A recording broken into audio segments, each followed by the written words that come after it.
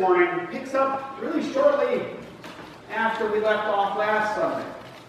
Last Sunday we stopped at verse 21 of the same chapter. And so today, 10 verses later, we'll pick it back up again. If you'll remember from last week, Jesus shared a parable of a wealthy landowner who tore down his barns in order to store his surplus so that he could sit back and party. Now that didn't end well for the landowner. And we've been encouraged to fill our barns with God's Word instead of those material things. And the 10 verses that we basically have skipped over is a continuation of Jesus encouraging his disciples to not be too worried about their daily physical needs. And now, in these verses, Jesus is telling the disciples that they must be on high alert, for the Son of Man is coming and will arrive when they least expect it. What Jesus is encouraging is not something that necessarily comes easy or natural for any of us. It's something that in some ways is kind of countercultural. Remaining on high alert can be very draining on a person. Now, for over 20 years, I served on a small fire department in northeast Sheboygan County. And I'm sure, as some of you know, the services of a small fire department are sporadic at best in their nature. There are times when the pager might not go off for 6 weeks straight. And then there's another day where it will go off 3 times in one day. Sometimes it's just a small nuisance grass fire. And other times it can be someone's livelihood or their house that's going up in flames. You never know when it's going to go off. Despite that uncertainty, I think I took my commitment to that department very seriously. And I tried to be as prepared as I could at all times for that pager to go off. I tried to always know where my vehicle keys were. And I never went to bed without knowing where a pair of jeans were sitting. In cold weather, I was never too far away from a pair of warm socks. Those fire boots are very cold at 3 in the morning. And when there was a snowstorm, I tried to keep the driveway clear as best as I could, so that in theory I could get to the firehouse. These were subtle things, but they added up. Now that I'm over on Green Lake, I no longer run with the department. And I'll have to admit, I think I'm a little more relaxed late in the evening, or when the weather turns nasty. Despite the fact that I'm now responsible for making sure 13 different furnaces at Pilgrim Center are still working. And I alone am responsible for cleaning the sidewalks and making sure the parking lot is clear of snow. There isn't that same sense of urgency. Most of the time, those responsibilities can be carried out on my plan and not at the beck and call of some random page. I'm not sure I realized the gravity of my preparedness at that time. But now that I don't have to keep that level of alertness up, I do think I relax when the wind is blowing. My son, who's in college up at UW River Falls, is also a licensed EMT. And he's employed with the River Falls Ambulance Service. Now, per their regulations, he could sleep at night in his own bed because he lives less than 4 minutes from the firehouse. But he prefers to stay down at the station during his shift because it allows him to be more alert. Now he's young. And he also says he prefers to stay at the station because it removes him from the drama of his apartment mates. But that constant state of alertness can be taxing on a person. Jesus is recommending the same similar level of alertness when it comes to watching for the coming of the Son of Man. He's suggesting that the disciples be on alert, just like a servant waiting for a master to come home after a wedding party. Now, I'm not sure I really know what that means. We're not really familiar with the relationship between a servant and their master. Sometimes, honestly, this was not a healthy relationship, and it was fairly lopsided. even abusive. Sometimes, in the best situations, it was more like the relationship between a respected employer and their employee. Either way, I really suspect that the consequences for the slave weren't so great if they weren't ready when the master came home. It's also my understanding that in those days, weddings were multiple day-long events. And so to know when the master was coming was pretty unpredictable.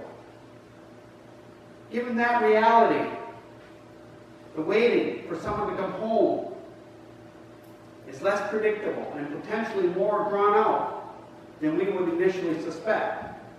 Maybe this waiting that Jesus is talking about is similar to a parent waiting for a child to arrive home when they've taken the car out late at night for the very first time.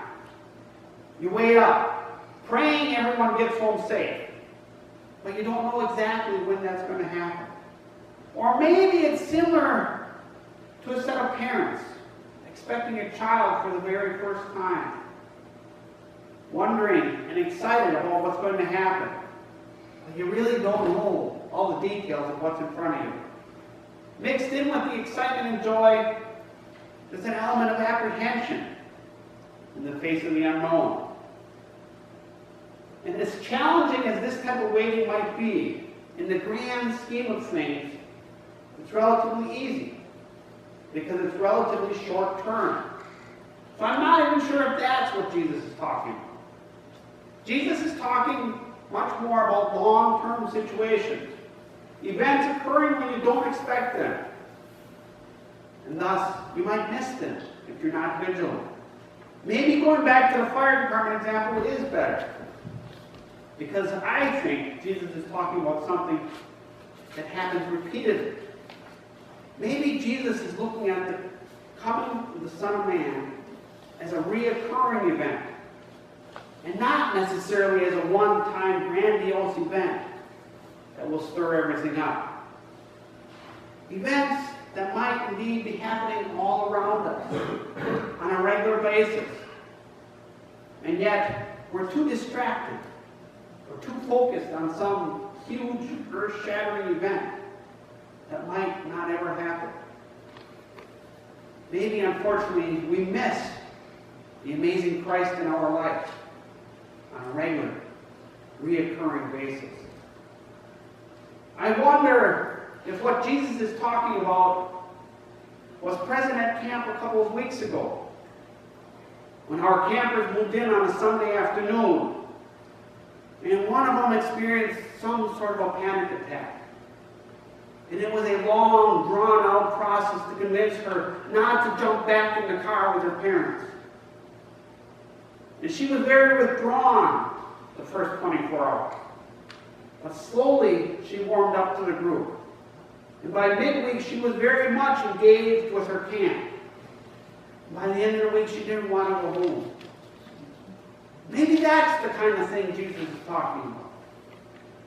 Maybe it's similar to when we gather our campers for a closing circle on Saturday morning, just before they leave. And they're asked what was most special about the camp. Maybe it's when one of them raises their hand and says, camp is so special because it's some place that they can simply be themselves without worrying about how other people react. I think that is the type of thing Jesus is talking about. I'm not convinced Jesus is referring to some one-time grandiose event, but stuff that happens each and every day.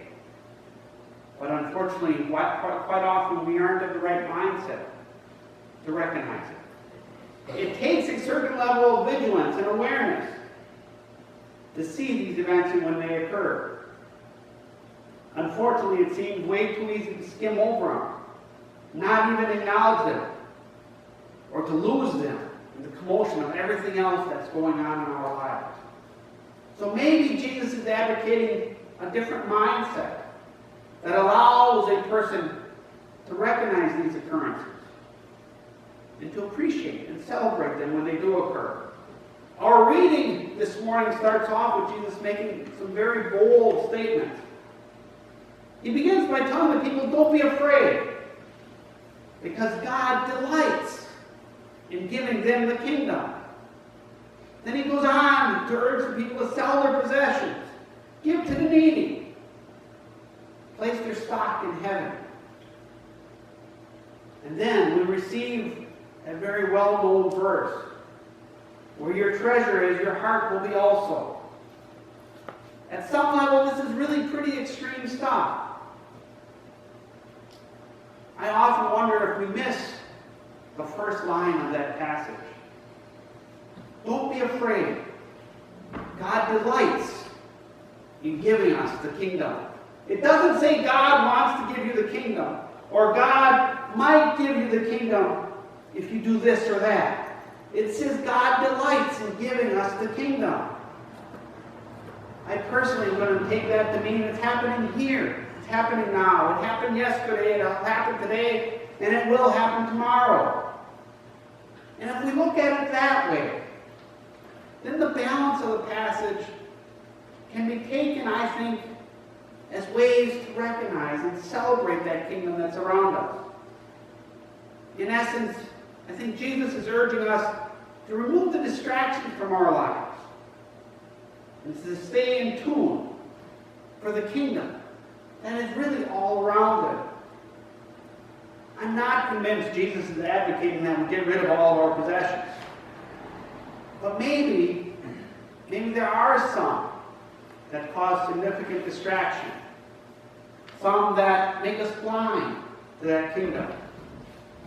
Maybe it's easier for me to see Christ's presence at Pilgrim Center because we've intentionally removed some of those distractions. The media, in the form of TV or radio, and all the commotion that goes along with it, is a rare event at camp. Because we've intentionally removed that distraction. And we work really hard at creating a healthy environment where all of our guests can feel comfortable and safe. No one should ever be distracted by concerns of their own safety when they're at camp. And our facilities and our grounds are designed very intentionally to allow our guests to focus on what's really important. I screwed up. I intended to get you a couple images from camp. And one of them was going to be a new fire circle that we built this spring. We had it was actually a custom designed portable fire ring. And then we had a set of lawn swings built around them and a couple Adirondack chairs to form a circle. A circle where some of those outside distractions can be set aside. And I apologize for not getting you the picture in time. It dawned on me about 10:30 last night, but I figured that was too late. But that's the type of thing that we do. Foster that environment. And I think all of it works together to intentionally remove some of our possessions that aren't so helpful. And allows us to focus on an awareness that enables us to see and embrace the presence of the Son of Man. So, as you're going about your day, I'd encourage you to think about where God's kingdom is present. How has God given it to you each and every day? And what helps you remain vigilant? And what acts as a hindrance? The gospel starts out by saying, don't be afraid. God is here, filling our hearts with that kingdom. And now it's up to us to remain vigilant and receive it each and every day. Amen. Let your rise for a red hymn, 298.